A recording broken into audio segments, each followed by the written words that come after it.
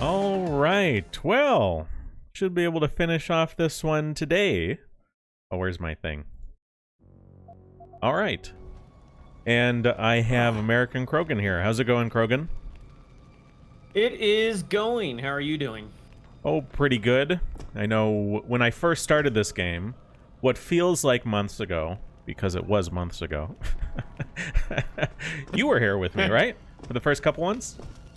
Yeah, I think the first 3, maybe 4. Mm-hmm.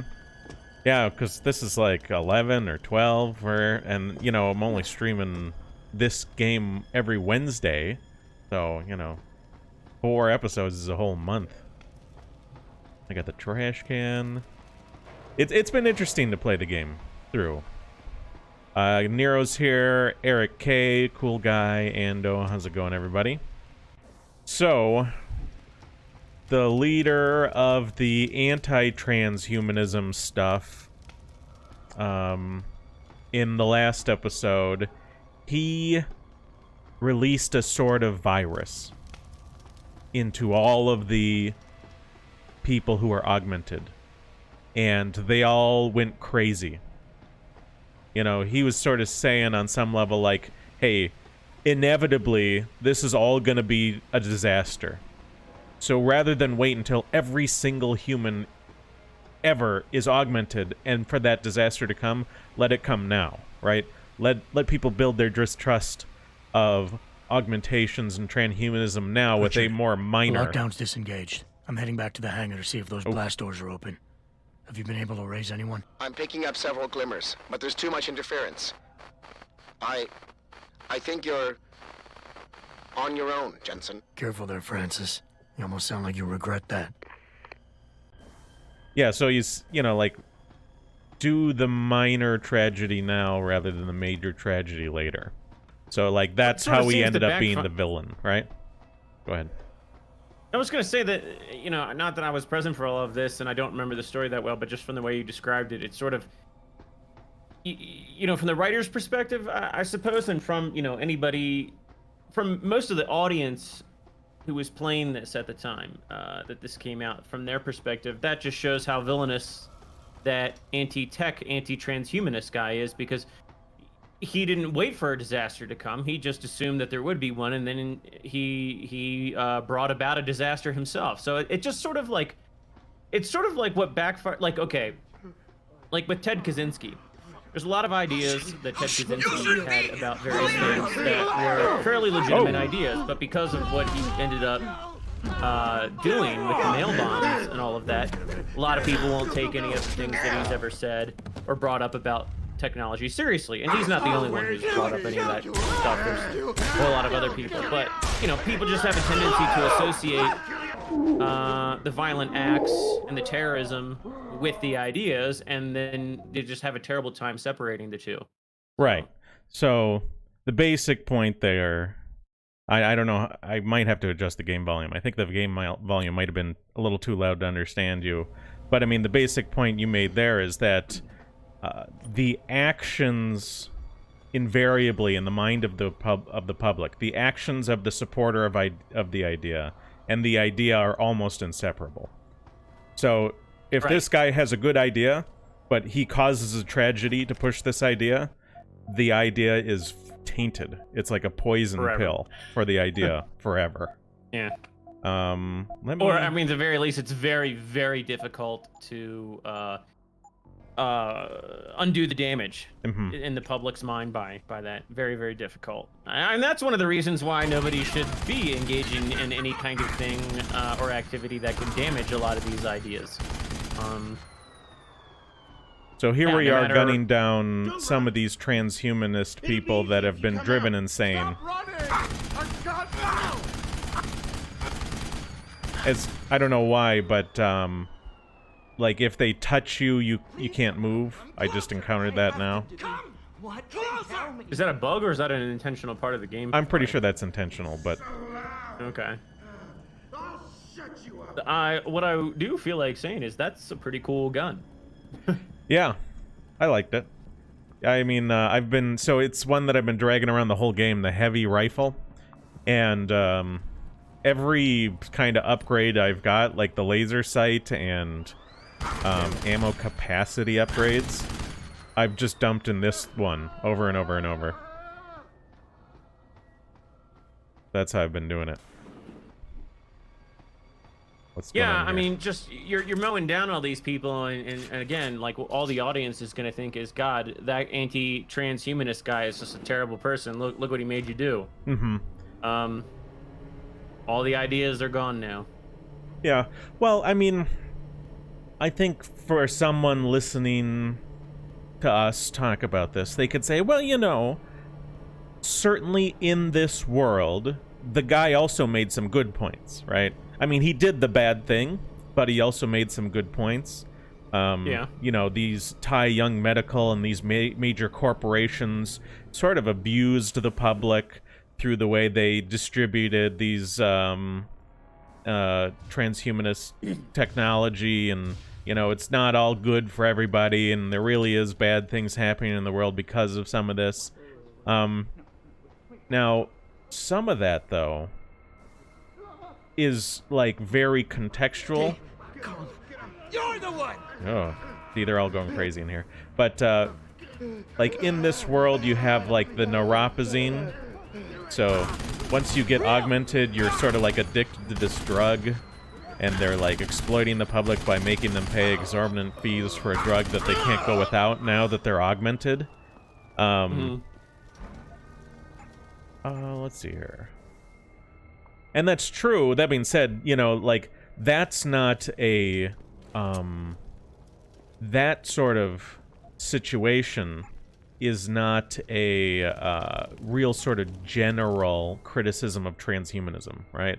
Like, if Elon Musk came out with his Neuralink, and he didn't require any sort of neuropazine or any sort of addictive substance for you to combine with his stuff easily, then there's no meaningful way to translate this idea into that for the general public, right? We haven't seen quite so much of what we might like to see in terms of a generalized skepticism, right? Or like statements that, hey, the kind of abuses that we're seeing in this game now were inevitable. You know, we're not seeing many characters, even the guy we spoke to who did all the bad things, he didn't quite state like, hey, it was always going to turn out this way, even if it wasn't for neuropazine, even if it wasn't for this, you know. Not only do they state, not only do they not, like you said, not only do they not state, from what I remember, that it's not even a matter of inevitability, but invariability. Like, you know, like they don't really ever acknowledge the fact that a lot of this stuff is gonna happen invariably. Yeah, that's what I was gonna say. What I was thinking about before is a lot of these types of games that, you know, superficially sort of address the problems with transhumanist type augmentations and all of that jazz. They usually like talk about problems that crop up, but I mean, usually it seems like the takeaway perspective, the developers and the moral of the story is that, like, yeah, there's going to be some problems, but essentially it's a matter of working out the kinks. Mm-hmm. Like the basic idea of transcending who we are physically and becoming something else, like, yeah, there's nothing inherently wrong with that. We just got to work out the kinks. And it's like there's just no acknowledgement ever, from what I recall, in any of this stuff, that part of being human is like your personal and collective limitations. Like, part of being, like, if you could suddenly tomorrow augment your IQ by, like, you know, 100 points or something ridiculous, like, you would be a substantially different person. Who you are is dictated not only by your strengths but your weaknesses as well. And there's like these types of games and these types of scenarios never acknowledge that a world that seeks to break all of your limits is one in which, you know, meaning there ceases to be any meaning really for you as an individual or as a group. I don't want to hurt you. Yeah, I don't know. I'm done babbling. Apologies. Let's see here. Let me take a look at what I got here. So I do have the sniper rifle. So I'm doing some of this like inventory management stuff. sort of, I gotta put the weapon in my bar. Okay, no, this one's already reloaded, right? So you gotta put things in your bar. Okay, I gotta drop this weapon so I can pick up this ammo, and then I can move this weapon back down to my bar, put it on, load it, load the ammo in here, and now I have enough room to pick this up again. Yeah, but what if you didn't do that? What if you didn't have any limitations there? What if you just had a magic bag of holding and you had like infinite ammo and never had to reload? I mean, these are things that people don't think about. Like even in like a game design scenario, you can kind of pick up on the fact that like having no limits and having invulnerability like detracts the meaning from the game, and you just have to sort of scale that up to real life. Like as you take away the limits in real life ceases to Taggart. have the same. If anyone out there is listening, I'm begging you, help. We've barricaded ourselves inside the core server room. Many of us are wounded.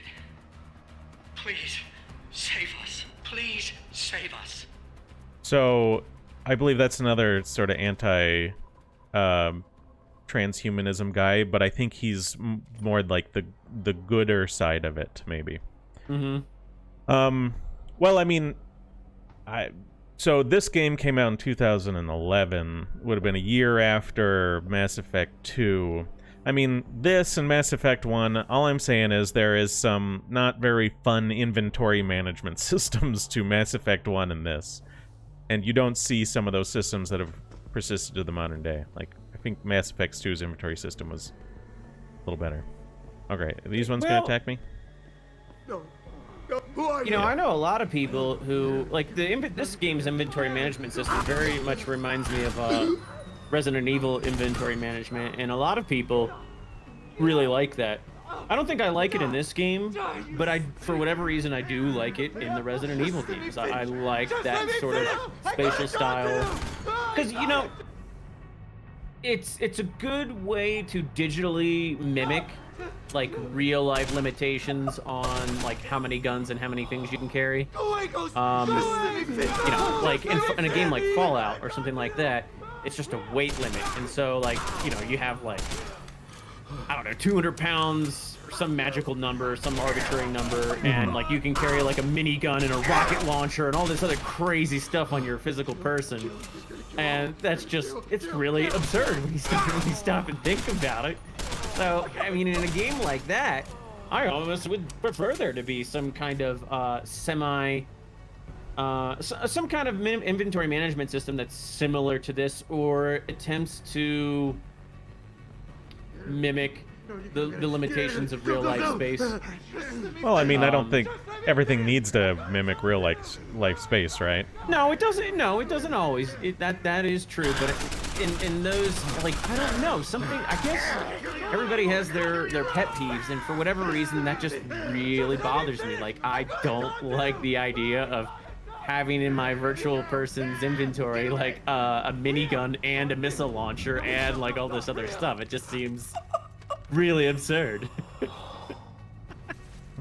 But you're right, you know, if you get too carried away with realism, that can ruin a game, because ultimately a game isn't supposed to, like, if it were completely real, it wouldn't be fun, because one, I mean, if it were completely real, like, you wouldn't have any time. Please. Oh, this NPC's talking. So yeah, that's that was my boss. So what I'm hearing already is like, okay, group of survivors with Serif, my boss, real big pro transhumanism guy. Group of survivors with Bill Taggart, group of anti-transhumanism people. Look at that. In secondary objectives, like, Help us. this could be interesting. I might have to choose between the two. I'm wondering if that could be part of what is about to happen. I mean, the thing is, like, games have to be realistic in a sense, in at least one way, more or less, right? There has to be, like, some logic to the world, right? That you attach to. And then there's the other ways, where they can either be realistic or take, you know, creative license. Well, let me give you an example of something I think is going way too far, like a realistic time scale or real-time time scale. Oh, yeah. Like, that's ridiculous, because it's like, you know, in a game like Fallout or any type of game like that, like, you don't want to have time flow in real time because, you know, you want to have the experience of, like, passing multiple days in this world. And, you know, I mean, if you have to experience that in real time, then, I mean, you would literally, in order to get a day-night cycle, you would literally have to, like, sit around for an entire day and night playing the game. And, like, you know, nobody, like, you know, we're not trying to live in the game, you know, like, that's not, I mean, if you're trying to do that, you're going way too far. Yeah, well, That's and ridiculous. there's other games that, like, can do that, I feel like. What's, like, you know, what's that one game, Animal Crossing? Doesn't they do that? And I know in don't know. Pokemon Go, it does that sort of deal. It's like, if it's night where you're at, it's night in the game. If it's day where you're at, it's day in the game. If it's raining where you're at, it's raining in the game. I see. Yeah. Yeah, and those games, if I'm not mistaken, they're more designed for you to kind of sign in, sign out, and not have, like, you know, there aren't these points like, yeah, what's going on here? They're having trouble with that They're, box like, I threw.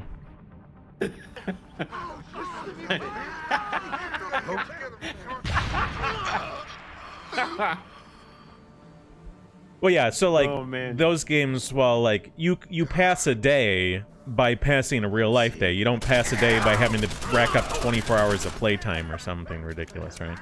Yeah, but those games don't strike me as something that's, like, designed to, like, okay, you're not supposed to simulate, they're not made to simulate, like, a survival scenario over a long period of time. They're more like, you hop on for an hour here and there, and Right. you kind of play the game, and the game is, like, very casual in a sense. And it's casual in a way that these other games are not. Like, you know, a survival hard type game or whatever is supposed to give you, like, a vertical slice of the experience of, you know, surviving in that scenario or dwelling in that scenario. It's not supposed to be like, yeah. So, I mean, But even, I think, with a Everything's survival contextual. horror game, you know, it's like, it depends, like, they have to be realistic, and they have to have their angle that they really choose to go along, and then there's everything else. And for most survival horror games, it really is inventory management. Okay, Right. It says, do I want to descend now? I can't turn back. Well, okay. The secondary objectives, is that in this region that I'm in? Is that what that's saying? Like, maybe it was in one of that side room there? Oh, God. I got no clue, bro. Can you Google shutting down Darrow's signal secondary objectives? I'm gonna start walking backwards. Because if like, these are two major characters who have, while we haven't gotten much of it, it's not nearly as much as I wanted, they do have, like, very ideological standpoints that hopefully we can access on some level. Like, what's going on over here? Oh! Oh, no! Oh, God, I hope it doesn't send me far back. Jeez. I was not paying attention. I was trying to look at chat. Eric K says, I know it's a terrible book/movie, but do you see a VR-obsessed dystopia more likely than a transhumanism one? What? Oh, well, I get what he's saying. He's like, are we all going to be hooked up to, like, the metaverse, like Wall-E? Like, are we all going to be, like, fat and decrepit? You know, but we're not really augmented, but we're living in, like, a virtual hell. Indefinitely. That's what he's saying. But anyway, the door leading to their area where William Taggart is on the upper level of the outside section. It has a diagonal barrier across it, but if you are crouched, you can get underneath this barricade. Does that help at all? No. I don't. What was it? Okay. How about, The so you door have leading- that's Taggart or Serif? Who you're trying to do the secondary objective for Darrow, right? For shutting down Darrow's signal. There's two secondary objectives: one to speak to Taggart, Like, and one you're to speak to trying Serif. Okay. And you're not trying to go after Taggart. You're trying to go for Serif. Either. Well, the Taggart, that's what I was talking about. Stand still. You're trying to go after Taggart. Stand. Stand.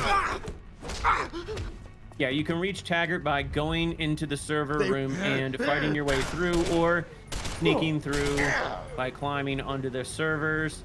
In the hallway with the piston, drop down onto a ledge just beneath the main walkway.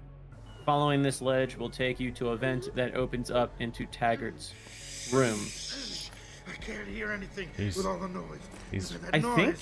No, you're outside. So you need to go up top. So do you see screenshots that remind you of what I'm looking at? No. But let me try to see that, because I'm looking at, like, the wiki. Don't be difficult. This is best for both of us. Don't run. Okay. Oh, God. Well, maybe it's over there. I didn't come from here, did I? I was here. Okay, let's go this way, I guess. You're gonna pay. Yeah, because I went down this stairwell. There's something about, okay, shutting down Darrow's signal. Oh, maybe this is what you were looking at? Crouching? Yeah, I think that's it. Yeah. Okay. Probably it. Good.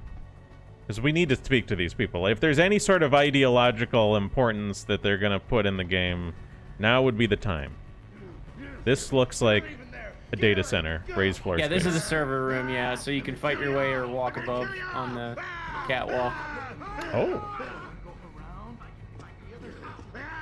Yeah, yeah! Yeah. Ah. Jeez, look at them all. I gotta drop down here, huh? You're the monster. It's your fault.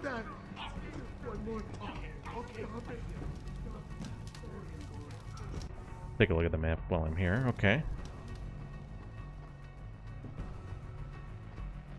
Aha! I see people. Maybe, yeah, you got it. It wants me to hack there. in, though. Wow. You need 5 security rating to hack in? Do you have that? No. I could get it. Does it say that hacking's the only way in? There's probably a passcode. I would imagine there's a code. Yeah. I don't think I have it, though. Let me take a look at my inventory. Pocket secretary.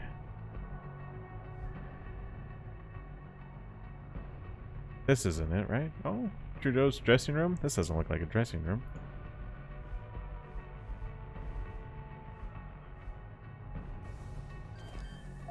Doesn't say a passcode on the thing. I'm looking for that. What if I just type in stuff? Access denied. Well, there's only 9,999. Well, there's 10,000 options, right? So if I just go one by one.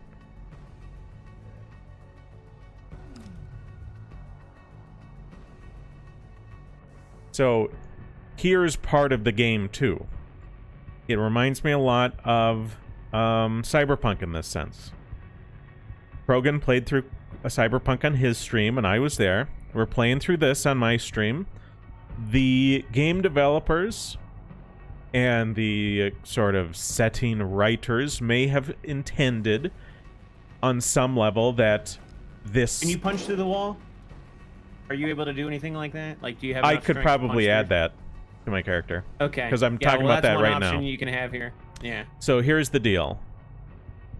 So the characters, the people who write for this game or write for Cyberpunk, they can say, hey, this transhumanism thing, this is a warning, right? We're not making it look cool. But then, here you go. Here's my augmentation page. Here's my character with his cool augmented shades. I have 23 praxis available because I haven't been very augmented. Here's the deal. Even if they intend augmentation to be like bad, scary, probably shouldn't be doing it, they certainly give you a lot of fun things if you do it.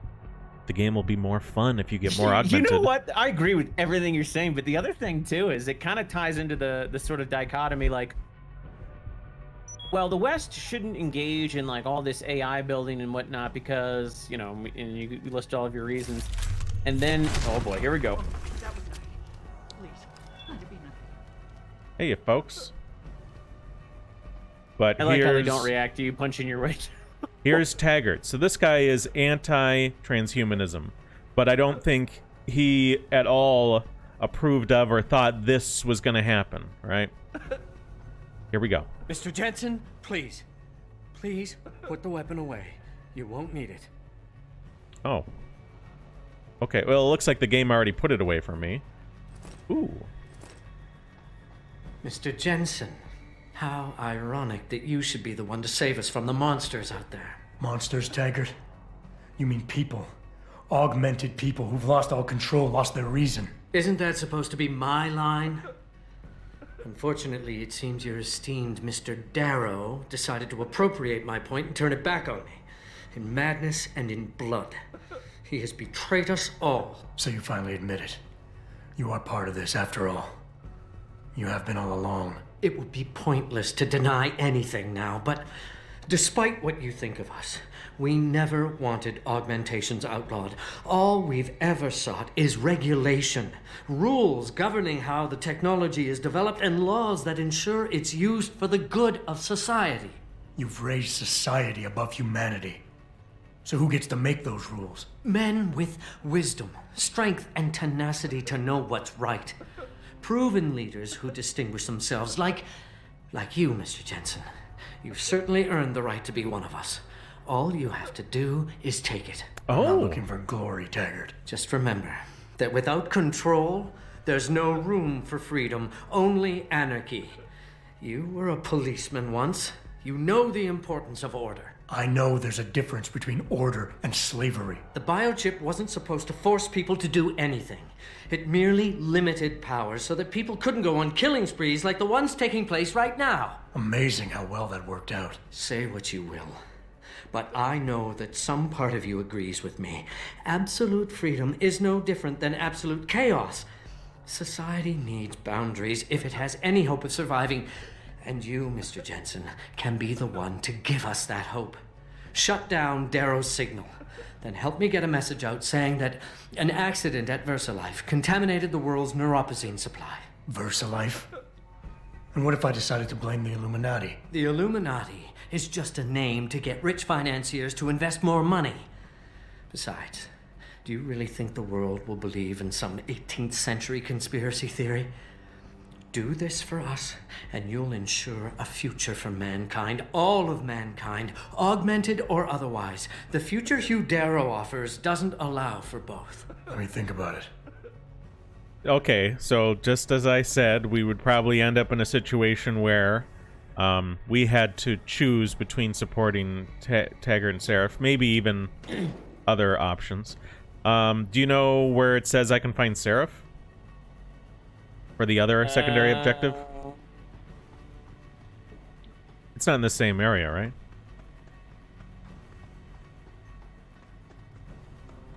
It's not around these servers. Close this door. Now that I punched a hole in their protective wall, I'll lock them in with the nuttos. Once you're back outside, continue all the way down the staircase, past the psychopaths dead, before you can simply run past most of them. Continue the barricade on. Once you're... Let it be nothing. Here, Serif. You've already heard Serif over the loudspeakers, yes? Yeah. Who are you? If you wish to save him, enter the elevator straight ahead. Okay, so it wants me to go down. I believe so, yes. Okay. So it's further along than this. It's in my head. I know it is. Let's see here. Boom. Sneak! I see you, sneaker! So I got to go down an elevator. And I see an elevator. Yes. You're gonna pay! Alright. So if I want to hear what Serif has to say, and then we'll have heard two different perspectives, Serif and Taggart. And I've already am thinking of some things about this whole thing.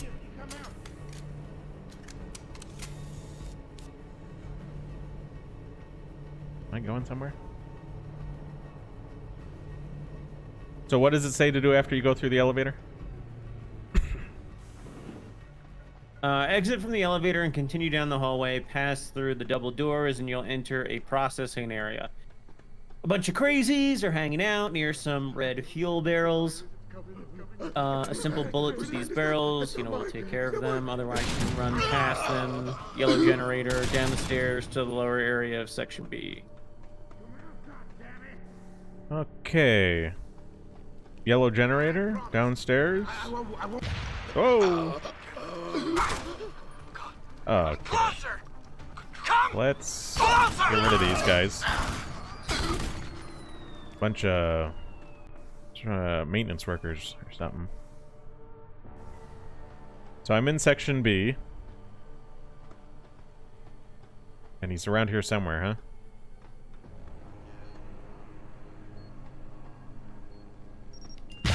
Oh! I must have missed that somewhere. I heard it, but I didn't think I was right next to it. I think you eventually got to go through a vent. Okay. Nero says this game has some pause, but all in all, it doesn't seem that bad. I could agree with that to an extent. It's it's mixed ultimately. And one of the things that we've seen sort of consistently in this game too is, sort of interesting messages about female empowerment and women in the workplace. From the beginning, of course, the super intelligent, highly skilled, whoever, scientists, they've all been, they've been women, and the male scientists have sort of kowtowed to them, and their superior intellect. That's something about going to the right, so I think you go to the right. Once I'm in Section B? Yeah, I think, yeah. Looks like I'm looking at this guy. Oh. So down here and to the right, exit the elevator, past the generator. Continue down the steps to the end of the hallway and enter the hallway to your right. Look in the upper left-hand corner of the hallway and spot the air vent.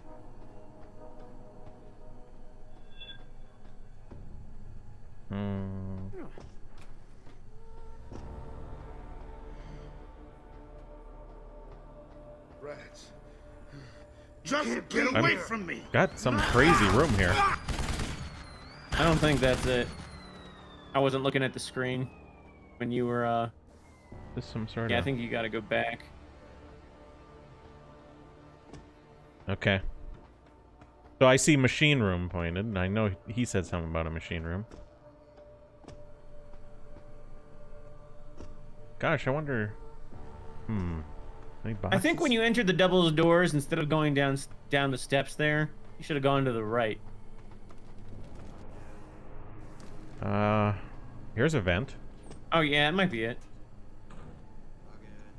Well, we'll go in a vent. It'll lead somewhere.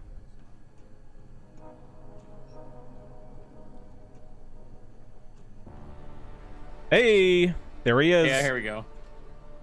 I'll put the gun away this time. And of course, they're all in suits and everything, because he's a real big business guy. He's looking at what appears to be an empty aquarium.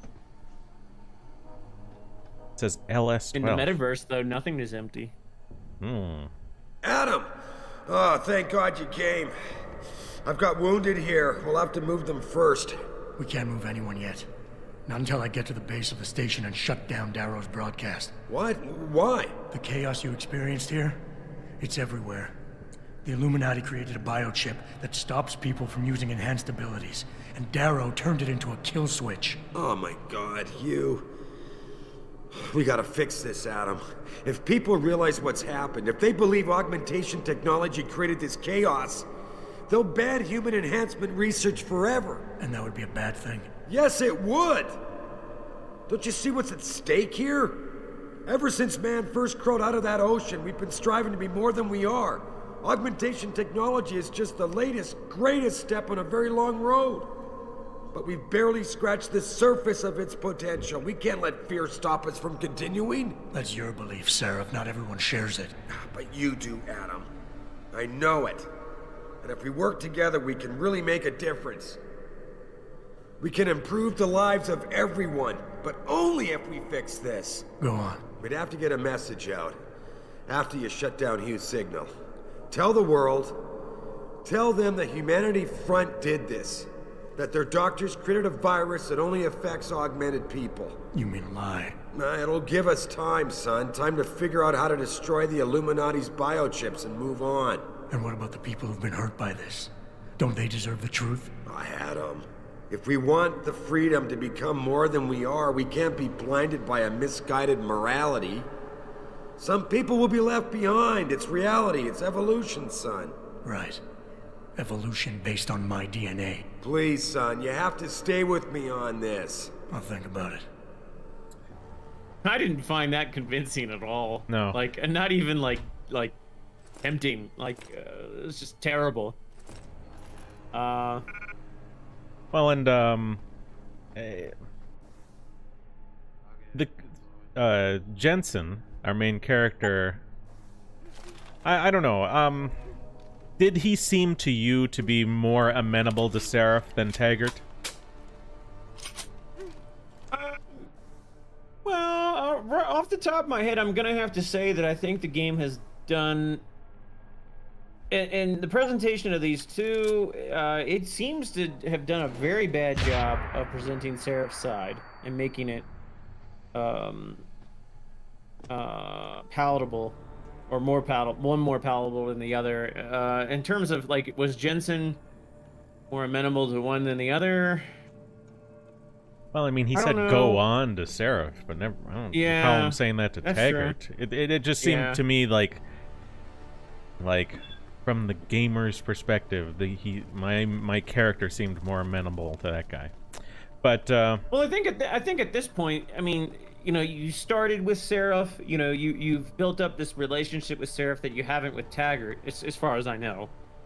And they have more momentum going for him there. mhm. Now You I'm don't wondering have if there's this going to be interpersonal 3 relationship with choices here. Taggart. Okay. It's either going to be 2 or 3 choices. I assume. So 2 choices would be speak what Taggart wants me to say. So his group can work on, I guess what he said was control and constraints, but continuing the transhumanism thing.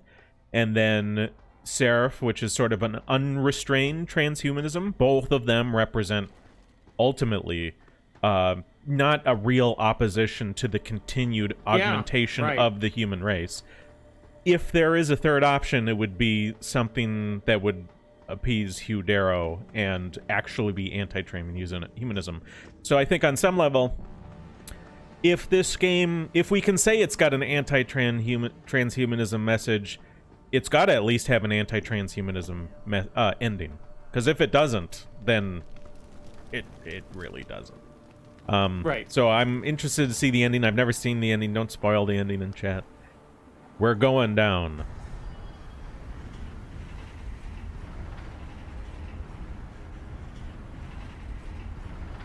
Oh, Krogan. Who would win in a fight? You or me? I didn't expect that to come up. I don't know. Well, we're in an elevator.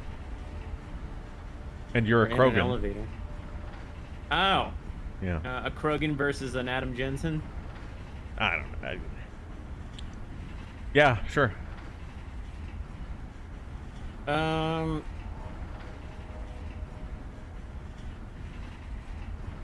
And this is a long elevator. Just like Mass Effect 1. Well, I guess it depends on what augmentations Jensen has installed. Nope. That's not a very Krogan answer. Well, the fact of the matter is that if he has these blades and all these other things, you know, the Krogan, you know, I mean, even if he gains some distance, if the blades are long enough and, you know, they're stable enough, like, you know, it's gonna be very hard for the Krogan to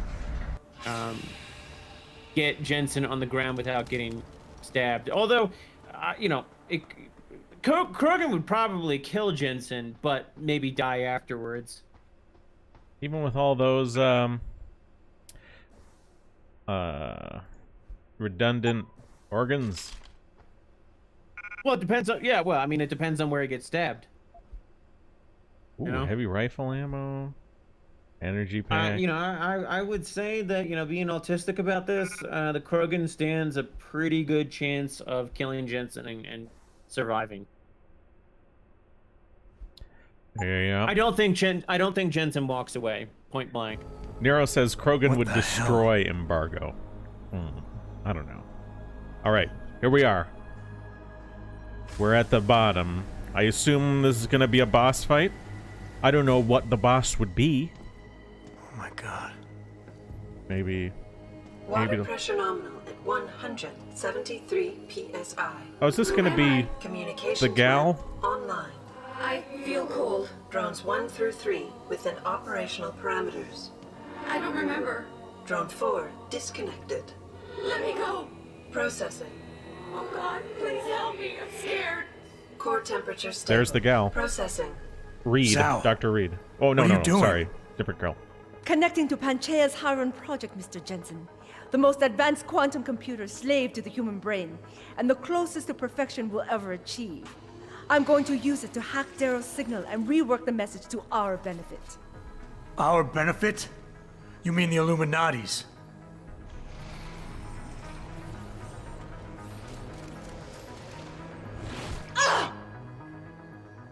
Someone has to override the signal and be the world's savior.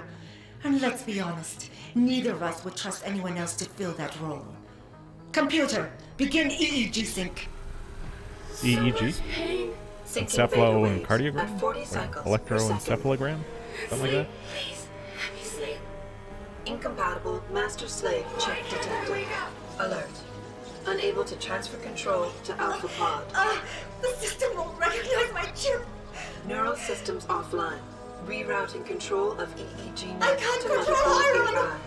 Increasing glutamate levels by 32%. Yeah, they... Sal, Oh, get them out of there. I have to reach the control chamber. No! I can still control it! I'm in control! ooh. Stop the signal. Security alert. Through the primary drone hatch. Oh, shit. Ooh. That's security right there. Pretty slow motion run away from a Yeah. mechanized turret swinging around, you know. Alpha with Pod a- security in place. To access Alpha Pod, purge tertiary pods. Purge tertiary pods, as in kill those gals. I So, must be the one to alter the signal. Once I do, the council will welcome me with open arms.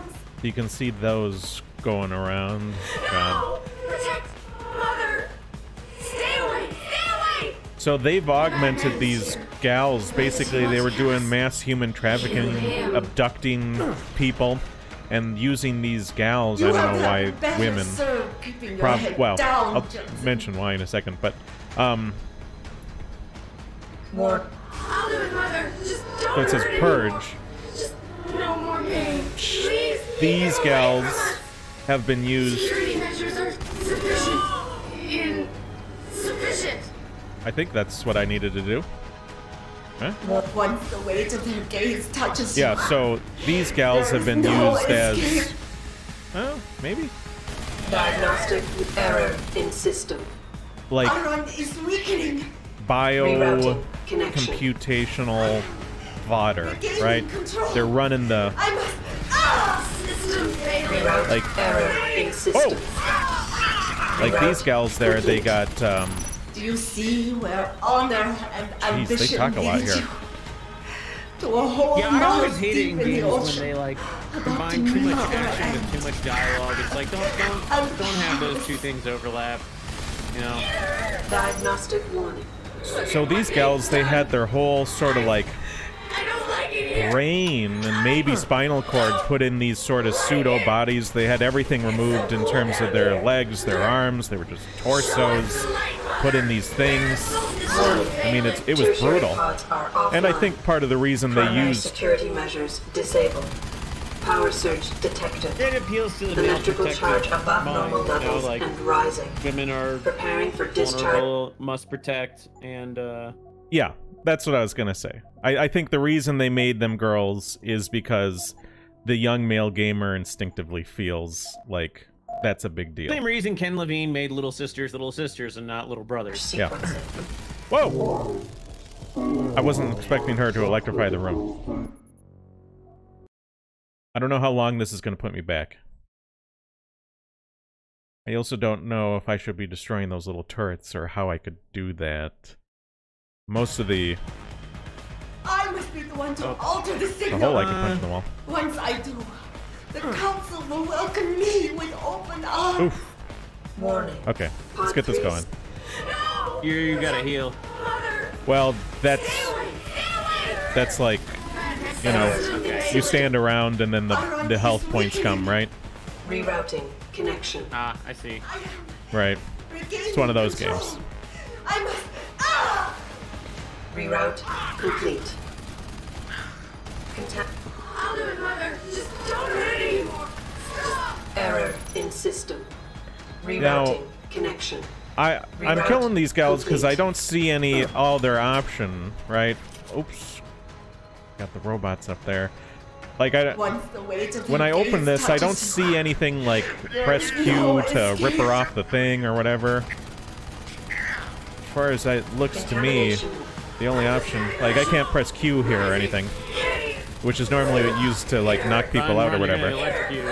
Get off that area. Yeah. My organic systems under stress will acclimatize. Oh. Warning. Tertiary pods are offline. Oh, Primary it's security measures offline. Disabled. Power How do I surge get to it then? detected. Electrical charge above normal levels and rising. Preparing for discharge sequencing. Warning. Electrical charge subcritical Am I supposed to be shooting and her? rising. I don't know. Electric discharge sequence initialized.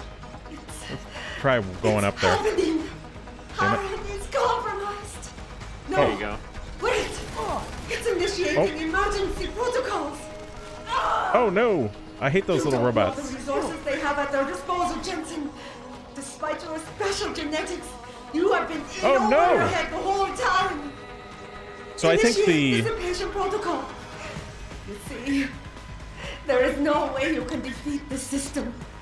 There is nothing you can do to stop me. Warning.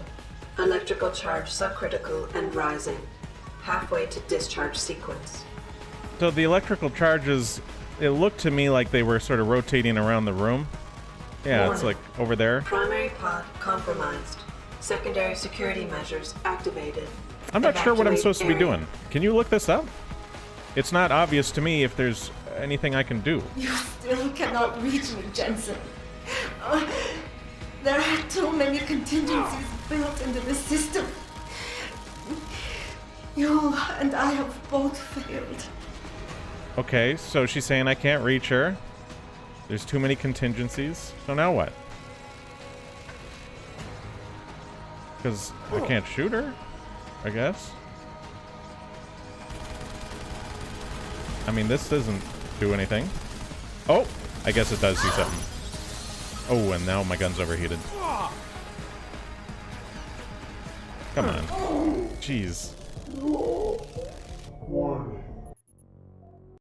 Mixed messaging. So there's nothing sort of obvious from the game. Like when I wasn't getting any feedback from shooting that window. I thought it was a force field, not a window that was like breaking. But be the one to alter the signal. Okay, we're Once starting I over. do, the council will welcome me with open arms.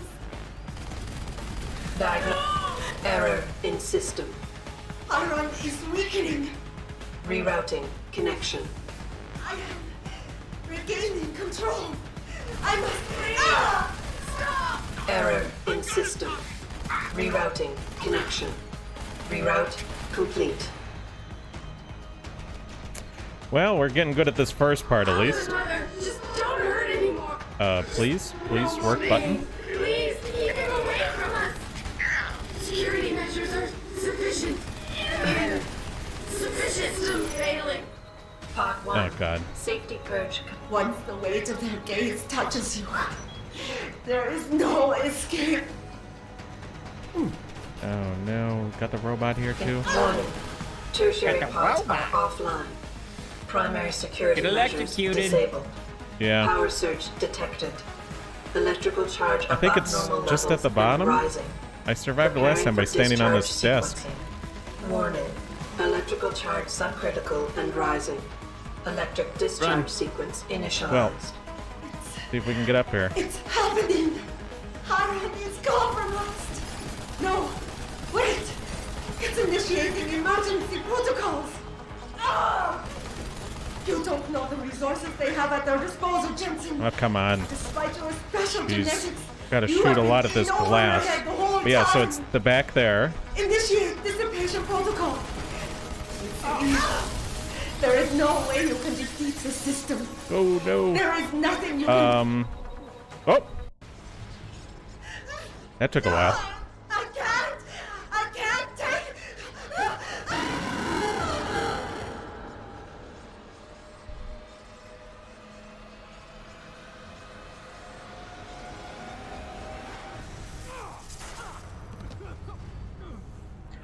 Now my sound's very low.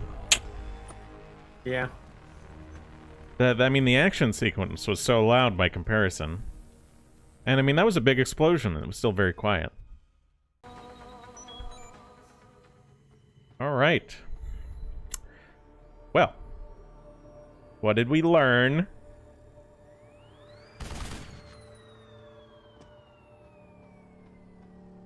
Oh. Hello, Adam. Uh-oh. Welcome to the Edge. It is not the end of the world, but you can see it from here. Eliza? What are you doing here? It is my job to monitor and report on the news, Adam.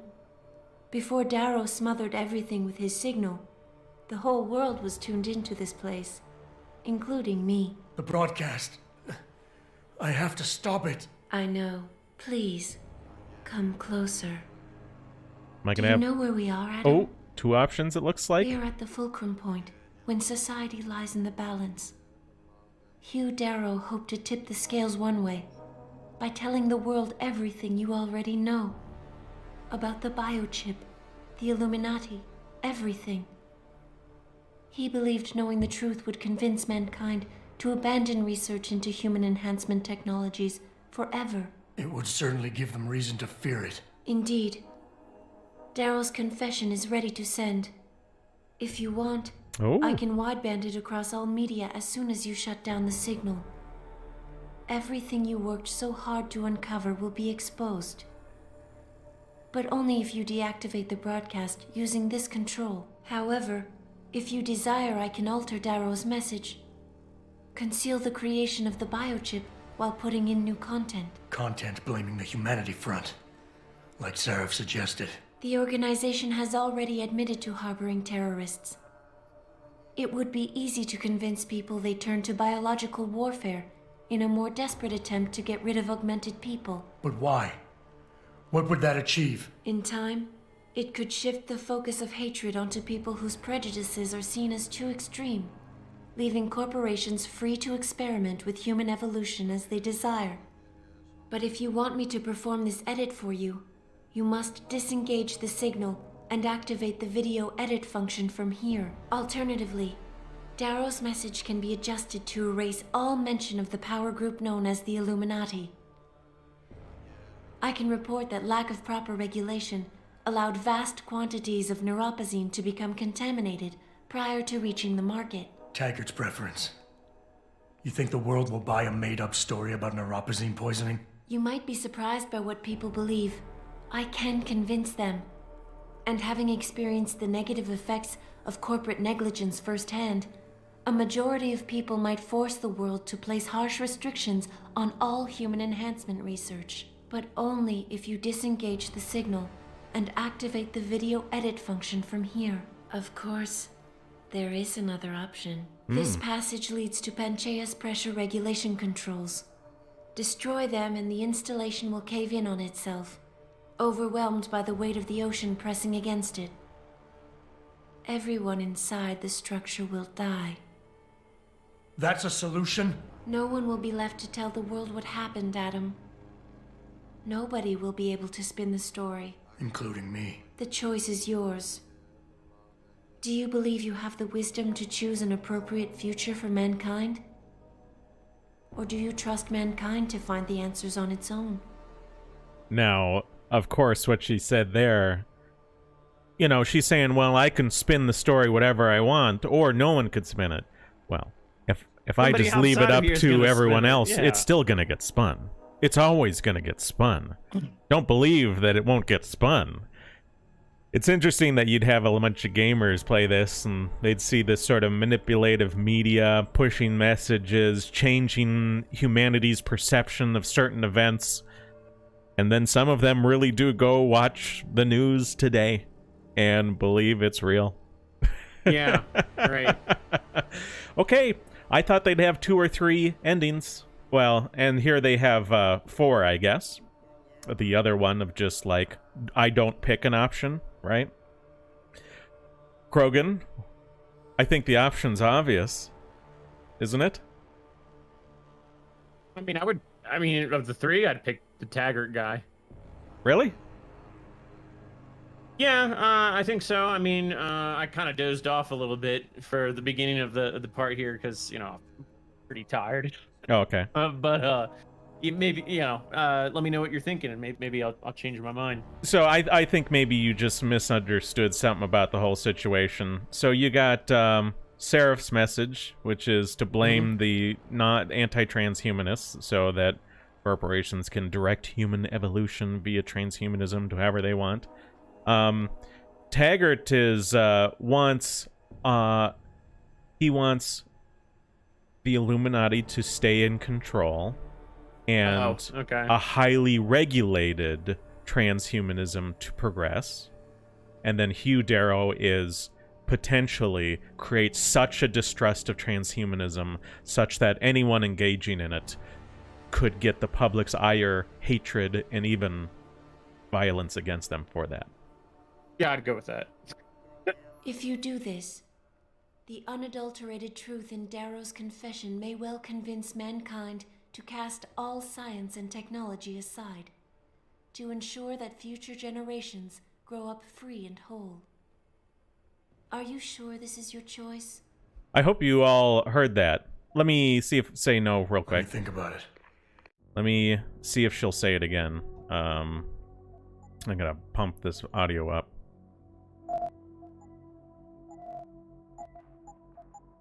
So here the gamer is being presented with one altered lie, an altered truth into a lie, alter truth into a lie, actually send the truth, and she's saying, wait a second, gamer, people might reject all of technology, and we know you don't want that. After all, here you are playing a video game. Will she say something similar for any of the other choices? Let's save and try. Let me try this again. If you do this, yep, the unadulterated truth in Darrow's confession may well convince mankind to cast all science and technology aside, to ensure that future generations grow up free and whole. Are you sure this is your choice? That's the first choice. Let me think about it. Potentially cast technology aside, generations growing up free and whole. Serif's message, she says, if you do this, the focus of hatred may shift to those responsible for unleashing biological warfare, leaving corporations free to experiment with human evolution. Are you sure this is your choice? Yeah, so she's so a complete, think about it. You know, a complete embrace of transhumanism. People like Serif should not be limited. And then, if you do this, first-hand experience with corporate negligence on such a grand scale may convince mankind to enact harsh restrictions on human enhancement research. Are you sure this is your choice? So on some level, it's like, think about it. While this is not physically the middle path, it's the middle path, right? This, you risk a rejection of technology. This being the complete embracement of technology. This being the sort of Illuminati-controlled, harsh restriction, but still continuing the march of progress of transhumanism, right? The middle path. What I will give them credit for, though, is that they stick the option we want to go with right in the middle, and that has a little bit of sway power for the audience. So credit where credit is due. You know, that seems to, you know, entice people to. Yeah. Well, and she says send an altered right message, choice. right?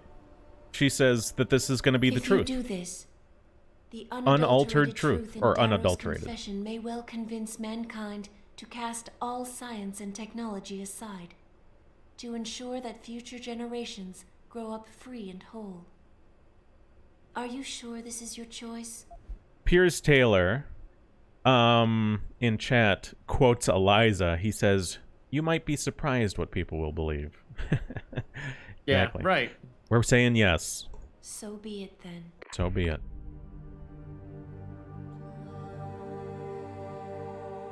Albert Einstein said, technological progress is like an axe in the hands of a pathological criminal. Took me a while, but I finally see his point. How often have we chased the dream of progress only to see it perverted? More often than not, haven't the machines we built to improve life shattered the lives of millions? And now we want to turn that dream on ourselves to fundamentally improve who we are. Experience has shown me how dangerous that can be.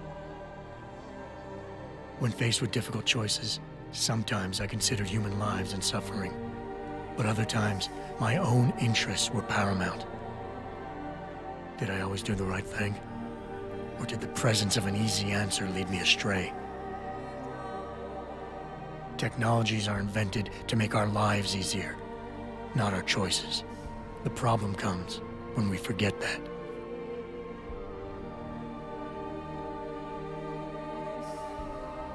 Darrow understood this. He knew that using technology to become something more than we are risks losing our ability to love, aspire, or make moral choices. The very things that make us human.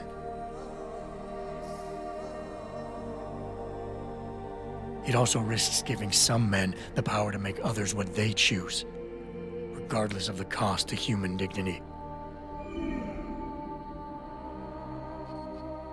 The suffering Darrow inflicted is not the end of the world. It is merely the seed for change.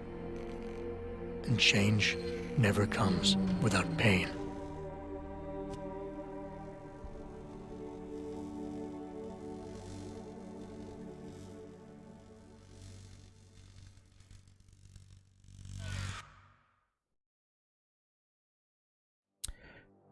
CTD says, "Return to monkey." There you go. Yeah, so, I mean, there's some, minor issues I would take with, like, the imagery and what they put on the screen there and what they said. But, I mean, overall, like, yeah, I mean, I was surprised. I was pleasantly surprised. I'm glad that they had that ending in there. And overall, I think, it's, yeah, good Now thing. we need to see what those other endings look like if we can. All right. Let's take a look at Taggart. This is the middle way. This is the restricted transhumanism. If you do this, first-hand experience with corporate negligence on such a grand scale may convince mankind to enact harsh restrictions on human enhancement research. Are you sure this is your choice? Yes. Victorian Time Traveler says, "I don't care, humans suck." Well, in this stream, we're not a big fan of that sort of midwittery. No, we are not. What's that term again? Hating humans? Misanthropy? Yeah, we're not misanthropists here. So be it then. So, freedom. The middle path. To those who don't have it, it's more valuable than gold. But where should it start and end?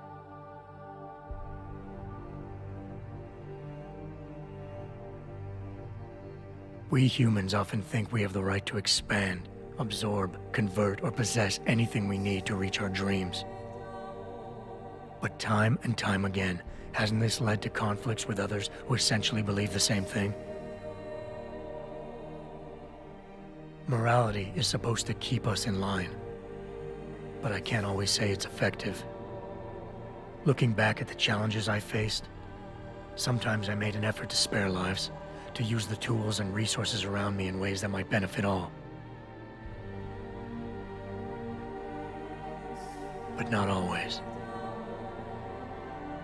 Intent on reaching my goals, how often did I waver between adhering to my morals and indulging in self-centered concerns?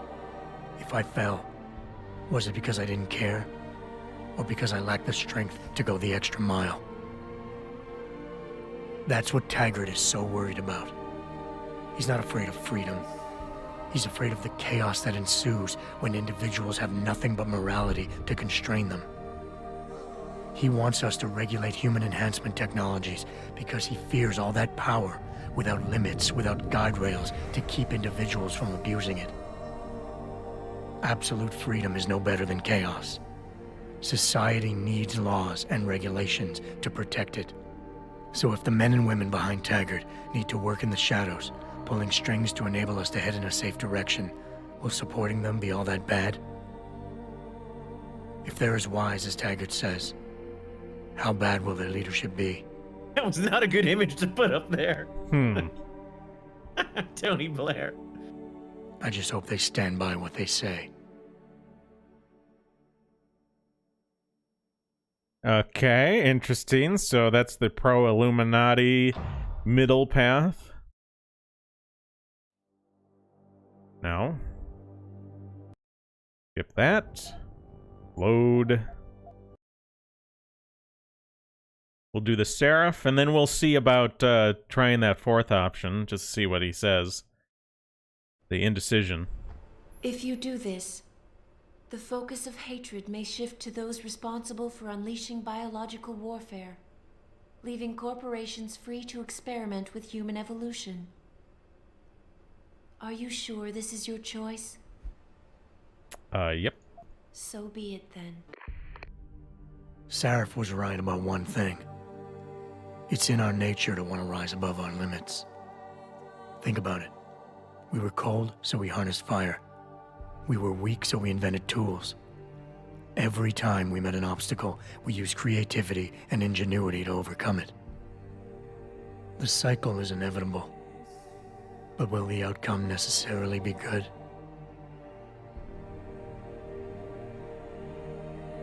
Serif thinks so.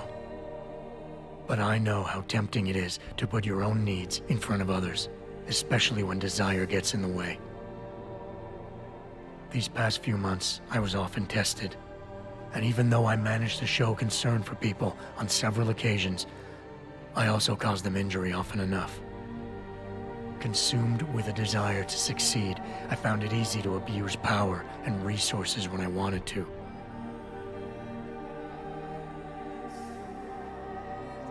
But perhaps that's just one limit I've yet to overcome. Given time and ingenuity, perhaps man's willingness to improve will turn out to be stronger than any evil his selfishness creates. One thing is obvious. For the first time in history, we have a chance to steal fire from the gods. To turn away from it now, to stop pursuing a future in which technology and biology combine, leading to the promise of a singularity, would mean to deny the very essence of who we are. No doubt the road to get there will be bumpy, hurting some people along the way. But won't achieving the dream be worth it?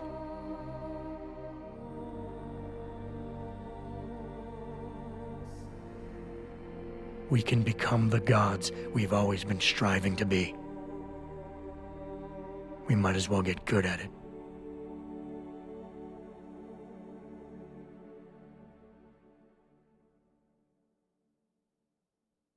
Augmented fetus. Pretty crazy image there. Yeah, pretty terrifying. Yeah. Let's see here. Load. But yeah, that one there, I mean, like, I can understand some of the appeal, right? Especially the young gamer, you know?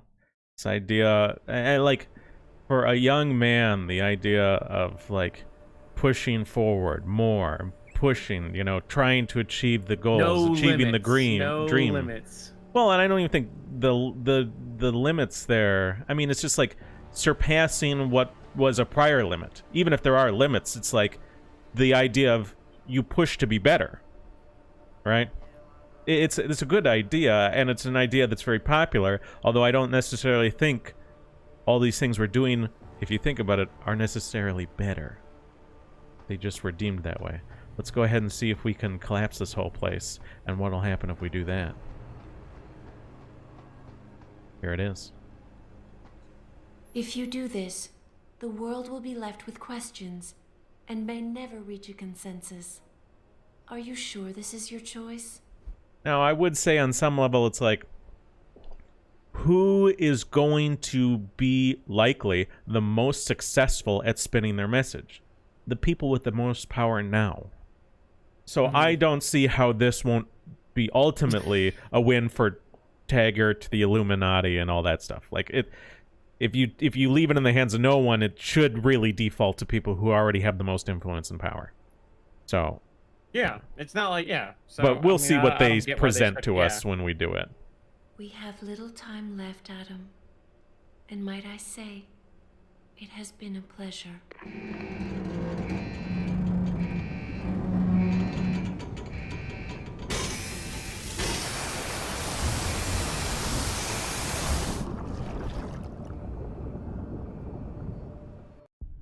Do I trust mankind to save itself?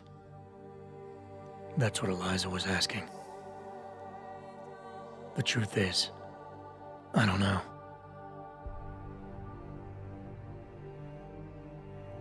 After everything I've seen, all the fighting and the chaos around me, all I really know is this.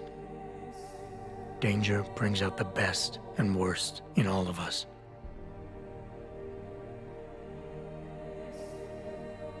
These past few months, I've faced many life-threatening situations. I could have given up many times, but my need to know the truth, to uncover the secrets that others were hiding, and to survive, forced me to keep on going. Sometimes I considered the effect my actions would have on others, and found solutions that would benefit us all. Other times, I did the opposite, abusing power and resources without care, simply to benefit myself. So what does this say about me? Perhaps that I am only human, and looking for a way to survive. Of course, so were Darrow, Serif, and Taggart.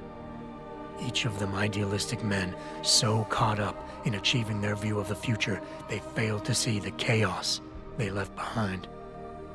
So now I'm leaving the future up to ordinary men and women to decide. You're not. The kind of people who time and time again have picked and chosen the future in highly practical ways. Slowing change when it's negative, speeding it up when it's good. God, this is such a misguided... Oh, boy. Yeah.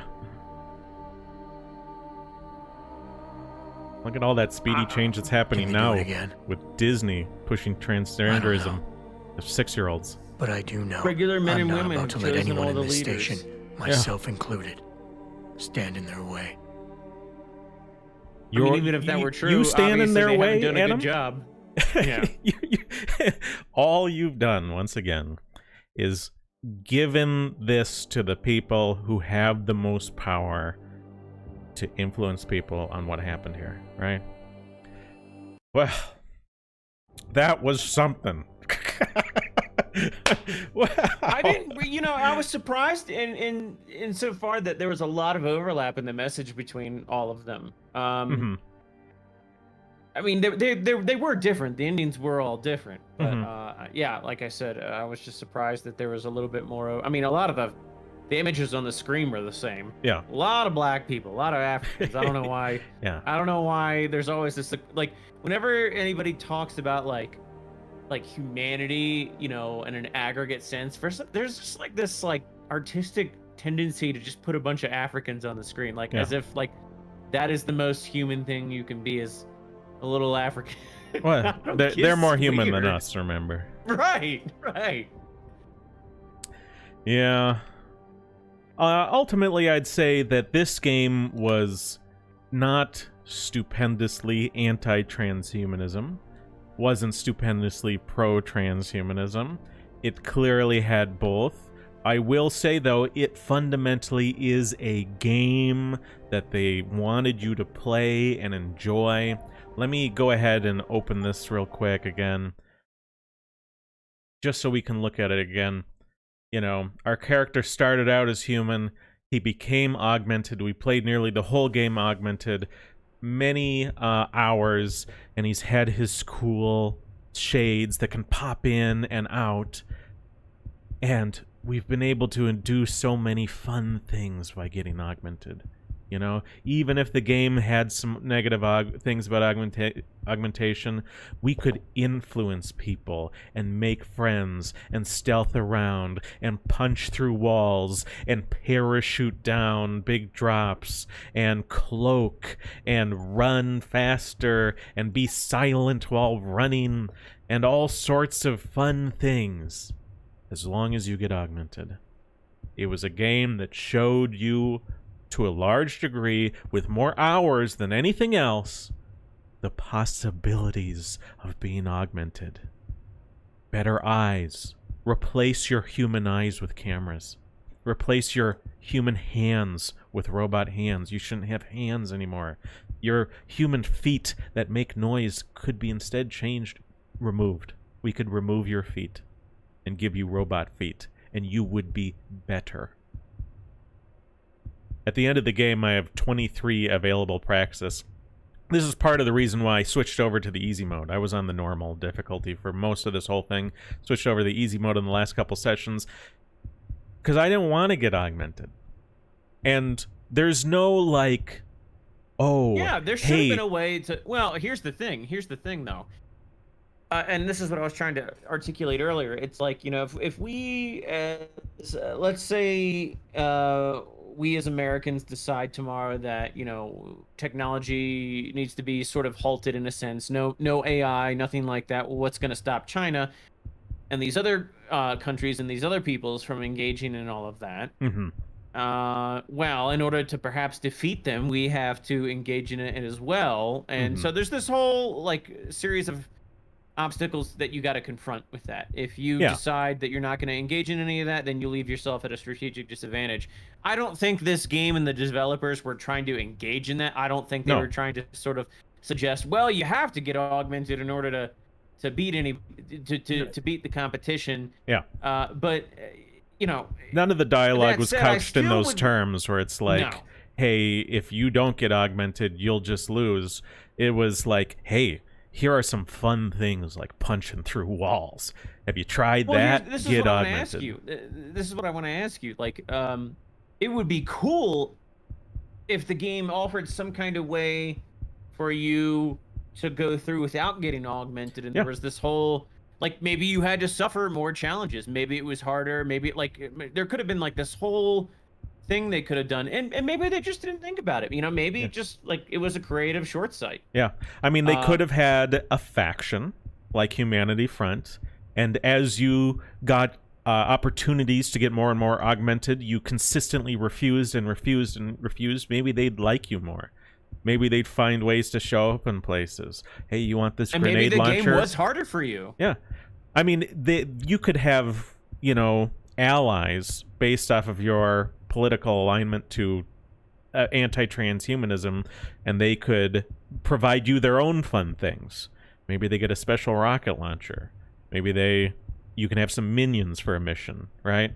They could have done that, but as it stands, choosing not to get augmented, like I did to a large degree, is just an inferior choice. Like, it's the wrong way to play the game.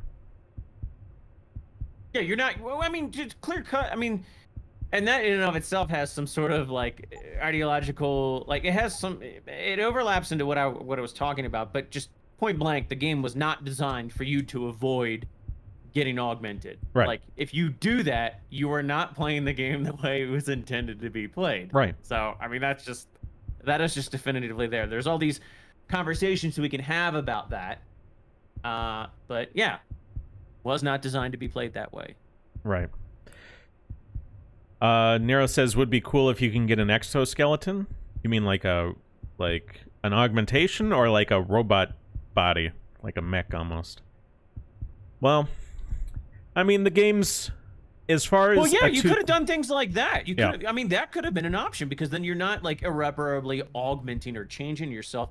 You're still using a tool, like you use an axe, or a car, or a tank, or something like that. Right. You didn't need a biochip. You just grabbed a hold of the joysticks. Yeah. and went at it. I mean, that could have been interesting. I mean, that could have been one of the approaches they took, but I mean, obviously they didn't take any of those. Nero says Metal Gear Rising had a twist like that at the end. The cyborg protagonist learns at the end, and his rival refused to get augmented and kicked his butt with an exoskeleton. Oh. Victorian Time Traveler says, Krogan, your videos on the Visigoths were excellent. I have to admit they were difficult to watch because they made me so angry. Yeah, well, I mean, I appreciate the compliment. It's you know, the reason why it makes you angry is because you never hear about it. It's not like any of that information should make anybody angry necessarily. I mean, it is upsetting. Yeah. But really, I think what makes people angry when they come across it is the fact that, like, you never hear about any of it. Like, so, I mean, and you're just like, wow, there's this whole other side I've never been told before, and it really seems like no one wants to tell me about this whole other side, and that's, you know, that's frustrating. The truth has been kept from you. There's a little bit of anger that comes out when you feel that way. Yeah. Yeah. Zakun says, I thought your voice got higher, Embargo. Then I realized the king has returned.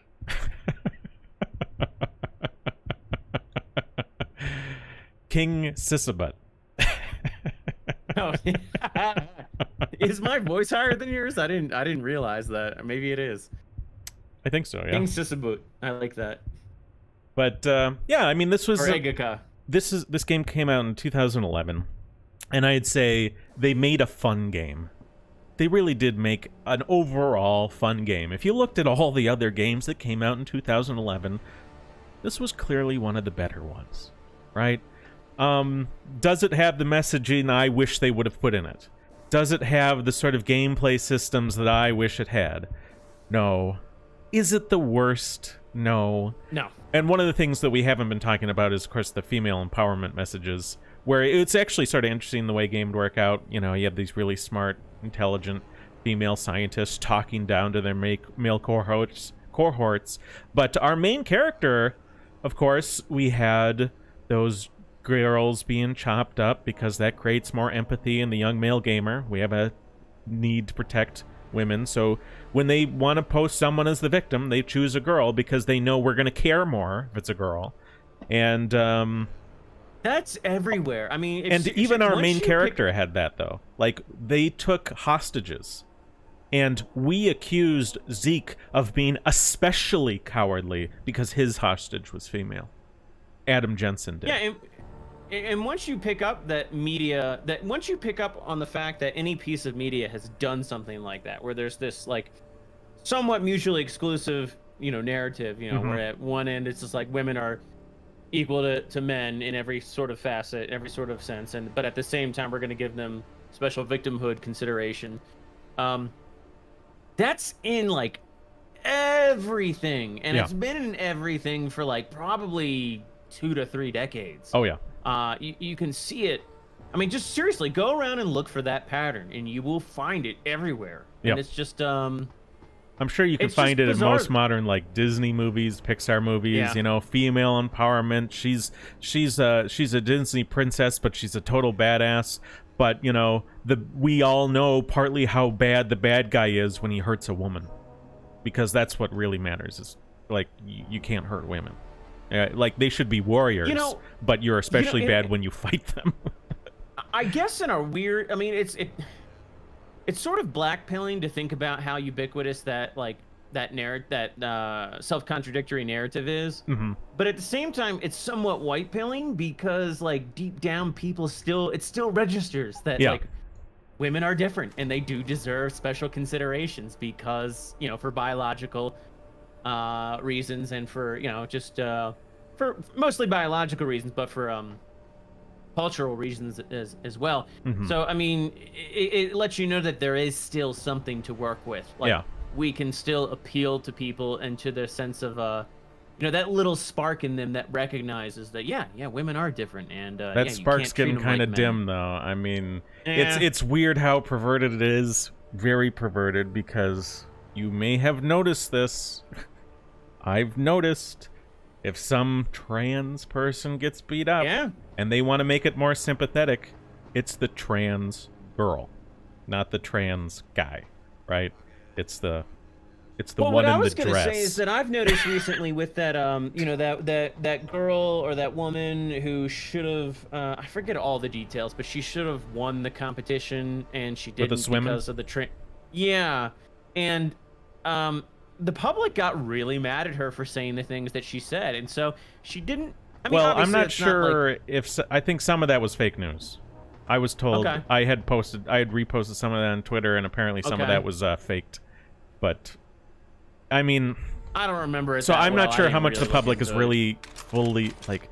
God, this stuff can be happening. Like there are schools where there are situations in the locker room, and you can go to that community and talk to the parents about trans kids in the locker room, and they're like, I didn't even know that was going on at our school. And it's like, damn it, people. Yeah. I mean, it's awful. I hate it. But anyway, I think, do you have anything else you want to say about this game? Not really. Just I was surprised at the ending.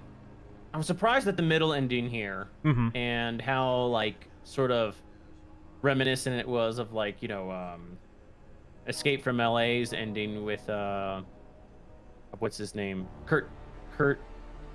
Is it Kurt? I feel like I'm mixing that up. Kurt Douglas. I don't know. Kurt Russell. Yeah. I knew I was getting that wrong.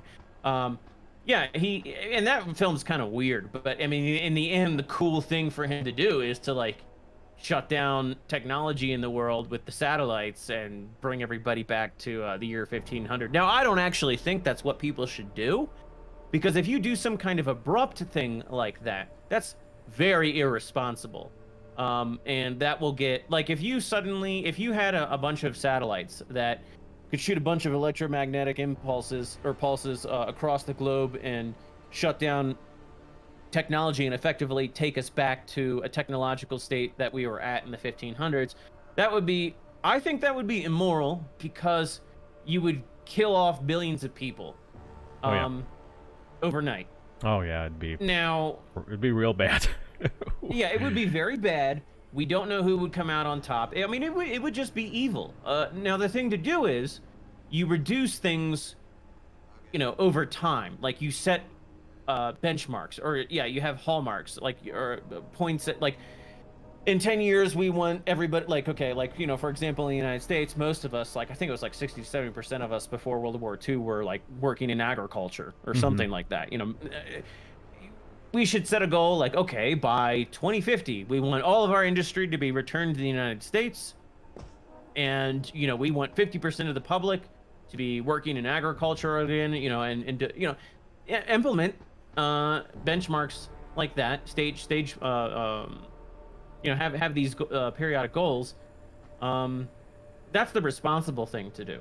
You don't do all these changes overnight. But yeah, anyway, I was surprised that the game had the ending available that it did. Yeah, I mean, on some level, given how many gamers are interested in the gadgets and enthusiastic about technology in sort of an uncritical way, on some level, you would think that some of these games that want to present a choice could present a false choice and really not have any sort of anti-technology ending in any real sense. And they chose to make one, at least, right? But I wonder if how many people, when they chose that, because if you notice in the text, in the actual wording of it, like, it doesn't talk about augmented human stuff. It just talks about technology and science. So it's much more encompassing than I think a lot of people may have realized. But at the same time, too, the other thing. Well, and she warned of that, though. So I think people will get that from her warning. She says people might reject all technology and science. Are you sure? Yeah, it could be. But the other thing to consider too is there's no sense of like how we would have to adjust our. And I mean, this is the ending of a game. They can't tackle this stuff on right at this point. but people should be thinking about like what kinds of adjustments you're going to have to make socially to your daily life. I mean, a lot of people don't think about this. They just sort of superficially think, yeah, like they'll get initially that technology does cause a lot of these problems, but then they don't really think about what it is they're going to have to do to change. Like, maybe you should raise cattle instead of, and that's hard work. Yeah. You know, that's going to be like, if you just start doing something like that overnight, that's going to be a serious adjustment, and you're not going to like it. Right. No. I mean, it's one of those things where it's like, I was talking to someone on Twitter. This was months ago, and we were talking about somehow me presenting the idea that if they were the son of a senator in Rome, you know, back then, or if they could be transported into that life, they might like it a lot. Like, they might have an absolute blast, you know, in terms of like, they could have like a lot of connections with a lot of real people. They would have kind of the life of their choosing, right? It'd be sort of on a platter, and all they would have to do is like give up internet porn and video games and like some of the stuff you enjoy now in terms of, you know, your television and the stuff that gets you up. Senator. No, I know. Well, that's when the point I specifically phrased it to be like the most ideal situation. And this person still couldn't get past the point of like, you know, son of the senator could probably have sex with a lot of women in Rome, ancient Rome. And still the idea of giving up video games and porn was he said there was no way he'd be willing to do it. I mean, that just shows like how antisocial some of us have been conditioned to be. Yeah. Yeah, I mean, that's crazy. I wanted to tell him that, like, even if he was not in Rome, but in Italy, in one of the, you know, villages, a farming village, and had a family, and busted his butt on his farm all the time, and, you know, grew olives or something, I don't know. He'd probably be happier.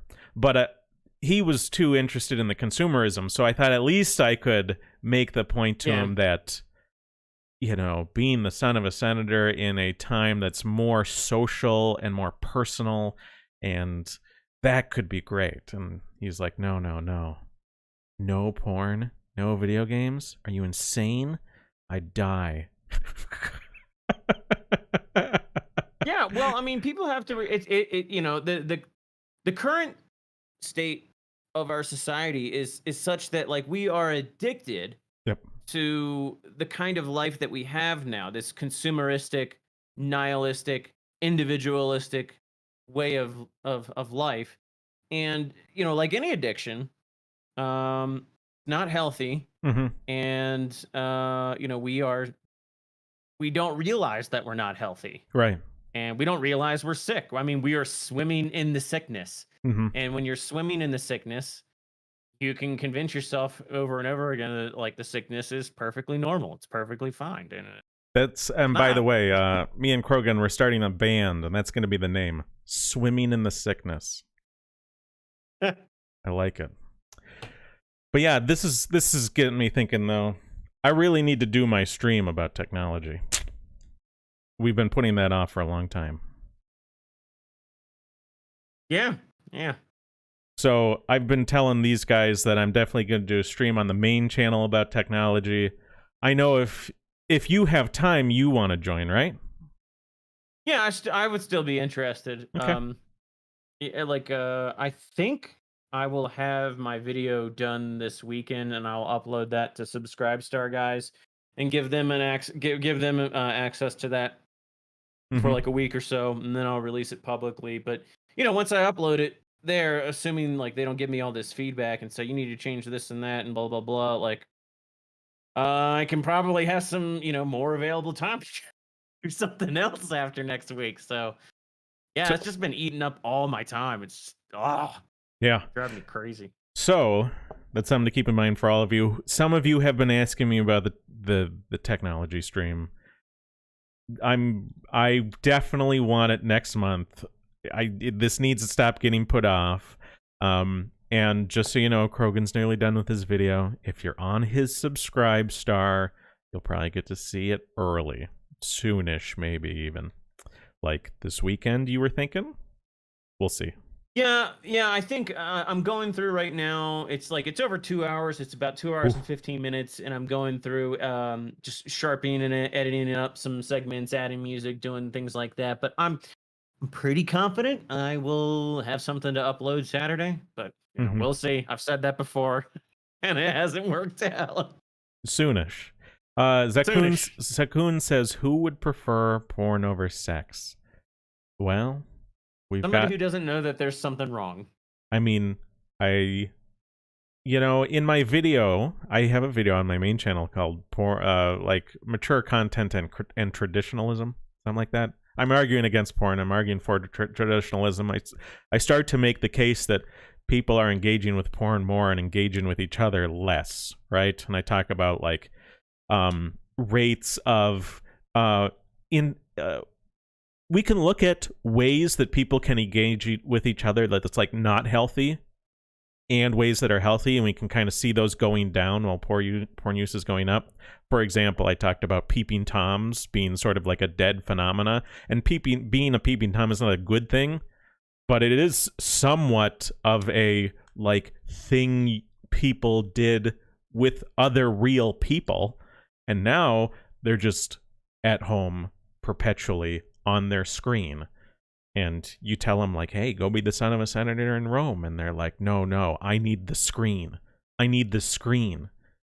I have to keep engaging with this screen. You know what's really interesting, and I don't have data on this, but it seems like normal people who would otherwise be sexually normal and healthy, the more they engage with pornographic material, the less they are interested in actual sexual activity or activity of intimacy. Whereas people who have innate sexual perversions or deviancies, such as pedophilia or whatnot, those people, and again, I don't have data on this, I'm just sort of spitballing this based off of just random things I've read over the years, but they seem to get this, they consume all this disgusting pedophilic porn of one sort or another, and eventually they feel like they have to experience the real thing. I mean, that's why even the anime stuff is dangerous to allow these people to consume, because it seems to encourage them to go out into the real world eventually and find real victims. It would be interesting to see, more. I wonder if there's a lot of papers written on any of that, because it does seem like otherwise normal, sexually healthy people who are heterosexual, they're attracted to the appropriate age and all of that. Those people, the more they consume porn, the less they have an impetus to go out into the real world and do anything. Whereas people who are sexual deviants, it seems to be somewhat of the opposite. They don't really get satiated by any of the digital anime fake stuff that they consume. It seems like that over time isn't enough, and they want to go out and experience the real thing. I don't know if you have any thoughts on that, or if that's something uncomfortable to talk about. I don't have the first part, people engaging with more and more of this online material, especially streaming video digital stuff, is being this hyper stimulus, are less engaged in real life stuff. That seems to me to be obviously true. As far as deviants, using it as sort of an escalatory mechanism where eventually they got to get the real thing, I have no reason to believe or disbelieve that. I need to see evidence.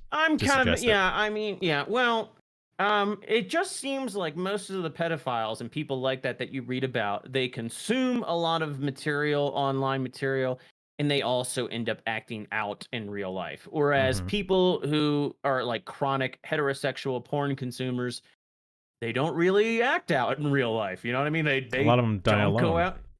Yeah. So I mean, maybe somebody needs to do some serious research into that.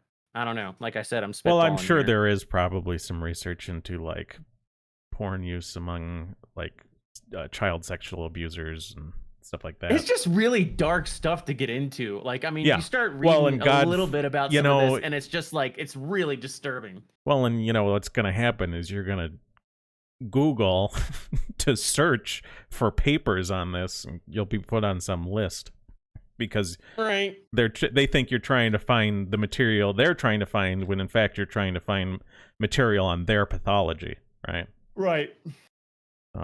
Right.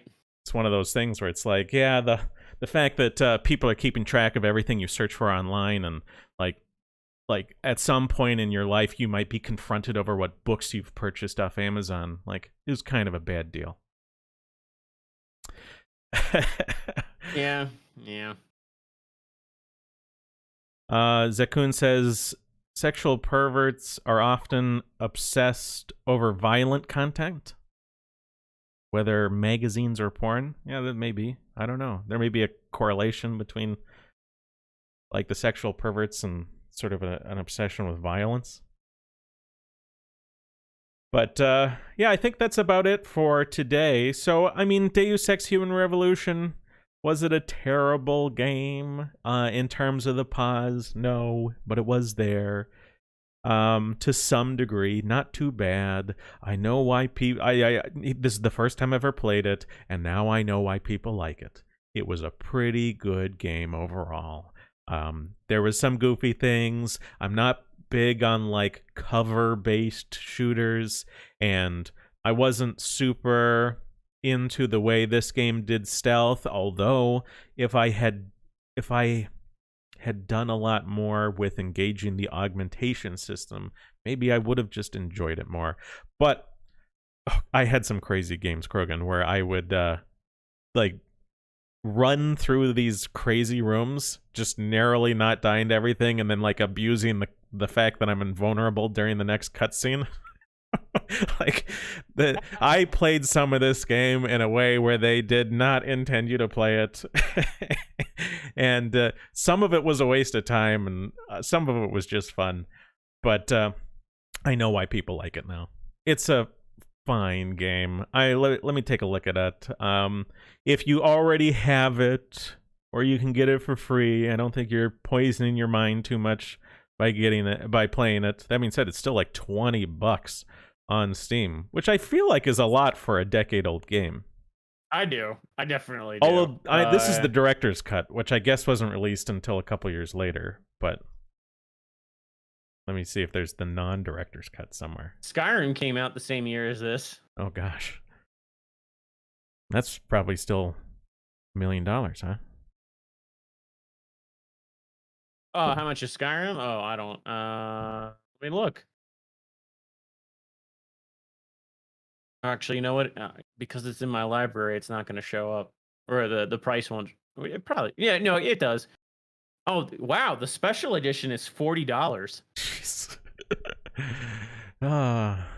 What's so special about the special edition? Well, I do think, just crashes less often. Yeah. Well, it's a 64-bit. It is working off the updated creation engine. Oh. It does have better shaders. It's got all the DLC. I don't consider that to be a super selling point. All the DLC bundled into it, but it's got updated shaders. It's 64-bit. It's the updated creation engine. I do think it runs a lot better. Graphically, it does look noticeably better, but is it like would I wouldn't, I wouldn't buy it. They also have on Steam, they have Skyrim Anniversary Edition for $50.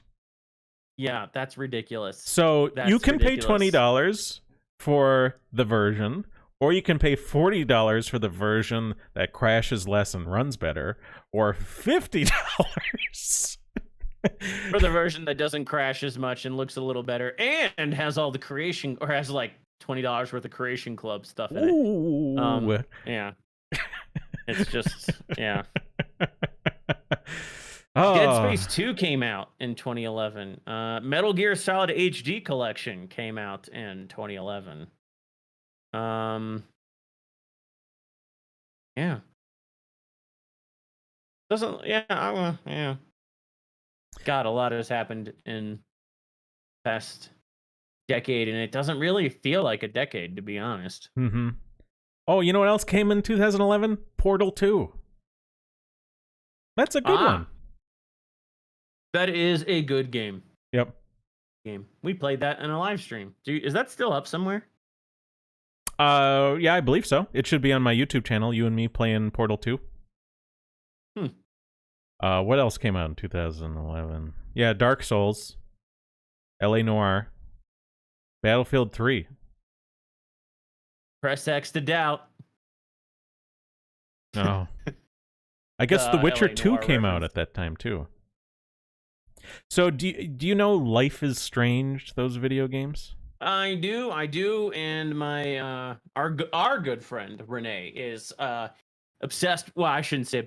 I think he is kind of obsessed, or he was at one point. He was kind of obsessed with them because they were so weird and bizarre. Mm-hmm. And I don't know if he ever actually played them, but he definitely watched some Let's Plays of them, and he would send me like clips and like, yeah, there's just some weird stuff in those games. Those are just some weird games, but. Yeah, some people I were guess... recommending that I should do that for a Wednesday stream because there might be a lot of pawns to talk about. So I might be doing some of that. I would really be interested in finding something worthwhile to recommend to people. But, in a lot of ways, too, I'm just personally at a point where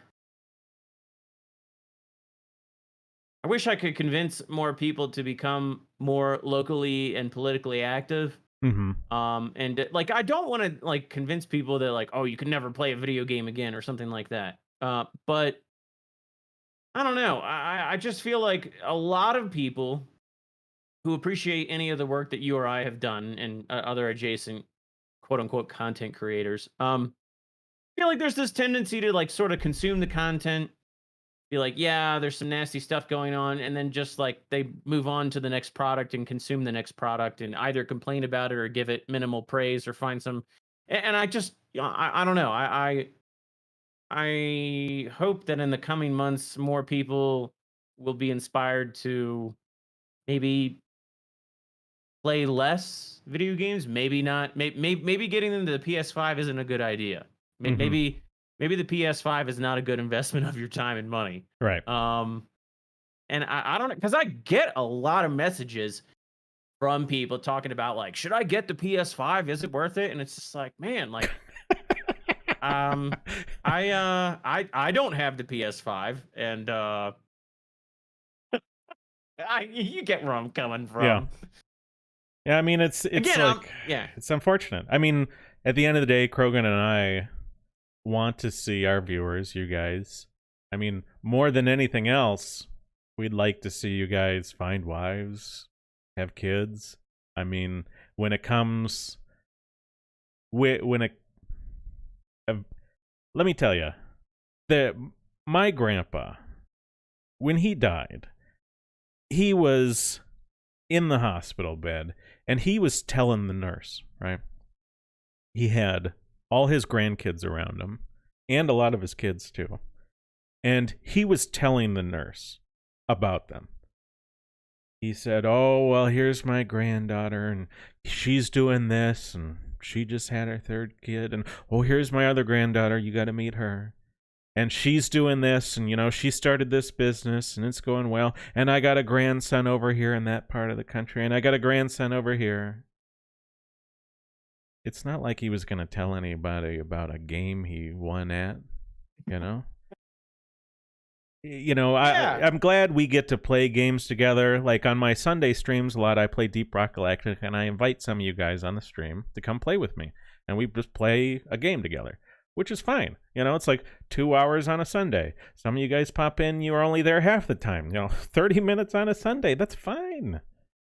That being said, we want good things for you, and the Deep Rock Galactic isn't a high priority thing. It's just something you should be doing, maybe sometimes with your bros, if the other stuff is handled, especially, right? Like, if things are going well on the other fronts, yeah, sure, come hang out with us, play video games, drink a beer.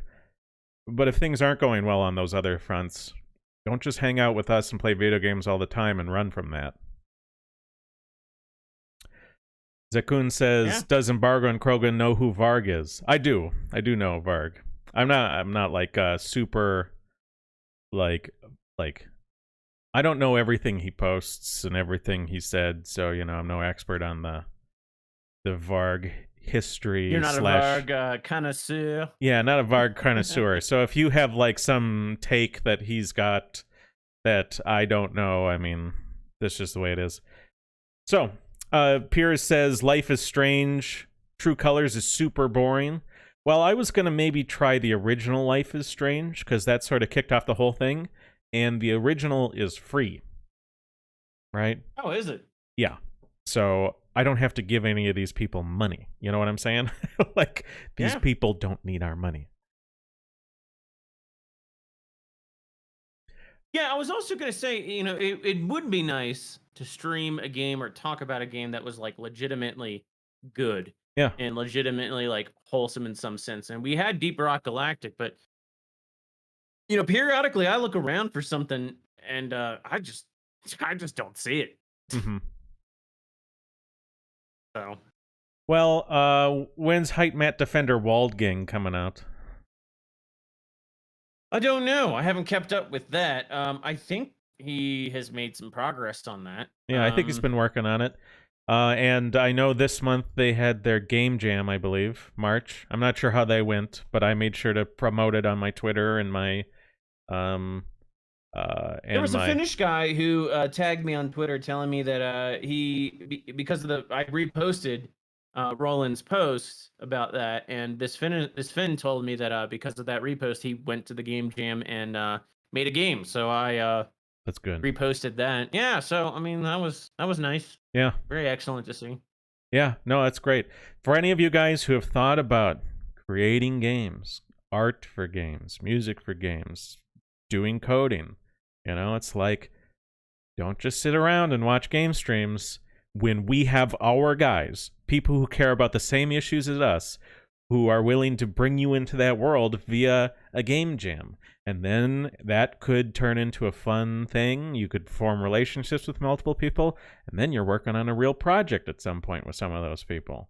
And you produce real things that go out into the real world. I mean, I know at least a couple of you are like, well, I could do game dev, and I've always thought about it. Well, yeah, go download creation engine for it and fiddle around with that and watch some tutorials on that.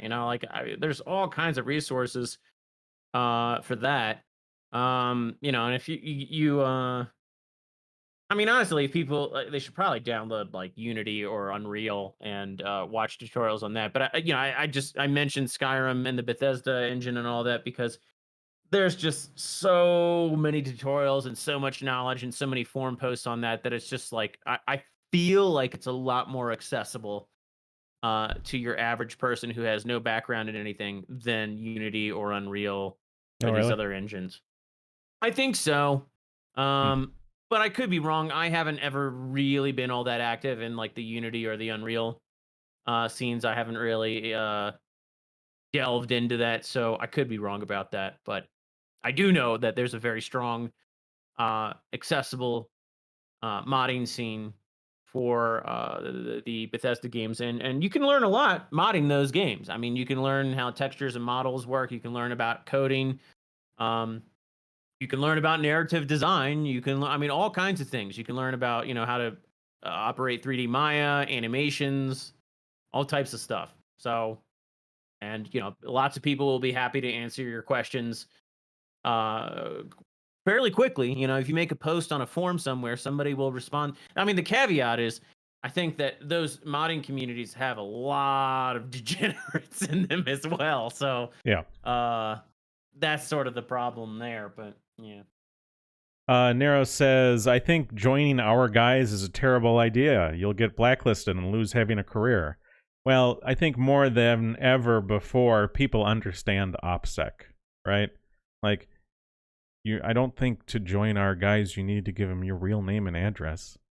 You can, like, make good and fun things with our guys and form real relationships without getting you blacklisted.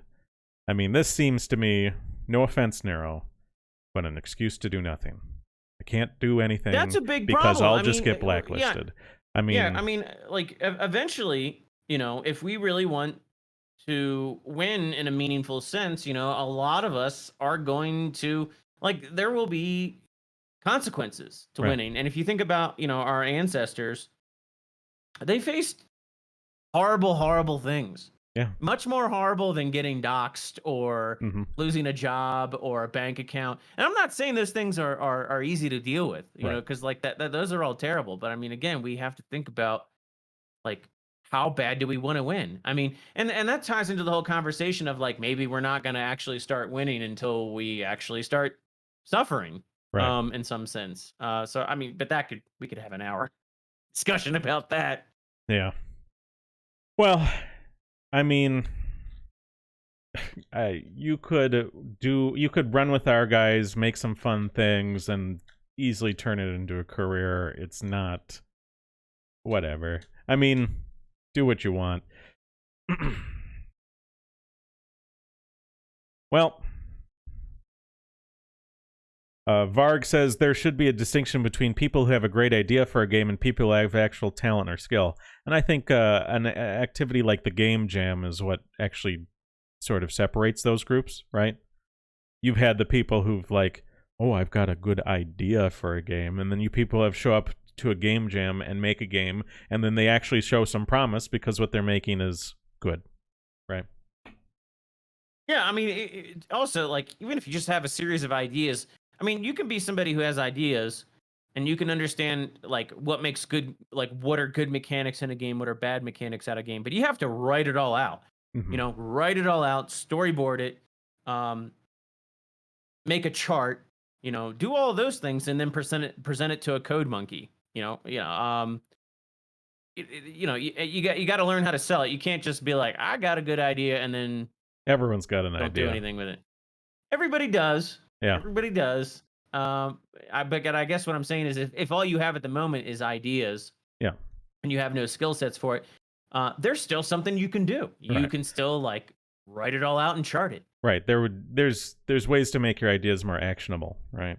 At least you'd have that to present to people. Well, I think that's about it. We've been streaming for a couple hours, and that's normally how long I go. And we did finish the game, just as we were hoping.